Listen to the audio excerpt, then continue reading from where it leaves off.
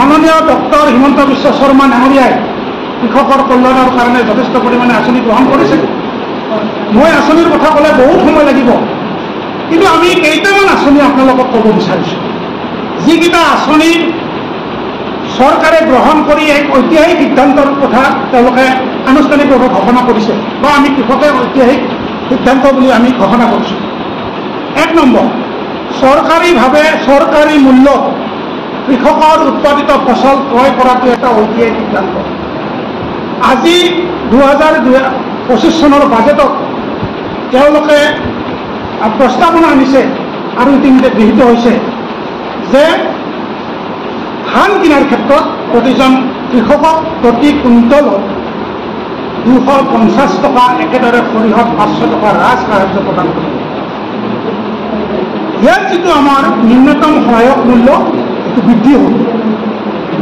ভাৰত স্বাধীনতাৰ পিছৰ পৰা কোনো এখন চৰকাৰে, কোনো এজন মুখ্যমন্ত্ৰীয়ে এই ধৰণৰ পদক্ষেপ গ্ৰহণ কৰা নাছিল।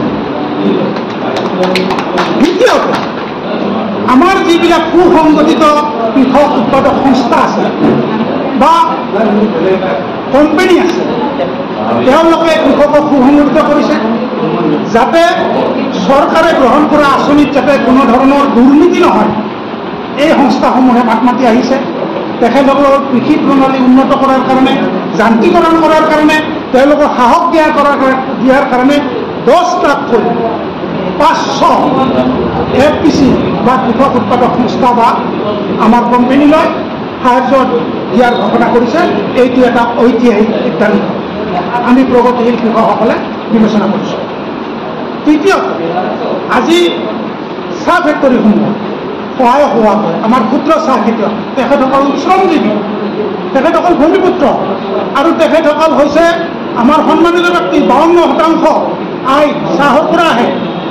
এইসকল চাহ খেতিয়কক কেঁচা পাত বিক্ৰীৰ ক্ষেত্ৰত কৰ ৰেহাইৰ ব্যৱস্থা, একেদৰে যিটো কেঁচা পাত পৰীক্ষণৰ ব্যৱস্থা, আপোনালোকে জানে যে যোৰহাটত টকলাত খুব কমকৈ আছিলে, কম পৰিমাণে টেষ্টিং কৰিব পাৰে। ক'লে আমাৰ খেতি পথাৰত তেওঁলোকে দুগ্ধজাত সামগ্ৰী হওক, শাক পাচলি হওক প্ৰডাকশ্যন কৰে, ওচৰৰ বজাৰলৈ বিক্ৰী কৰিবলৈ যায়।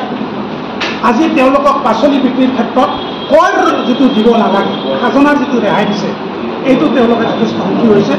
গতিকে আমি এই আপোনালোকৰ মাধ্যমেৰে ৰঙালী বিহুৰ ইয়াখনত আমি অসমৰ মাননীয় মুখ্যমন্ত্ৰী ডক্টৰ হিমন্ত বিশ্ব শৰ্মা ডাঙৰীয়াক আন্তৰিক অভিনন্দন জ্ঞাপন কৰিব বিচাৰিছোঁ।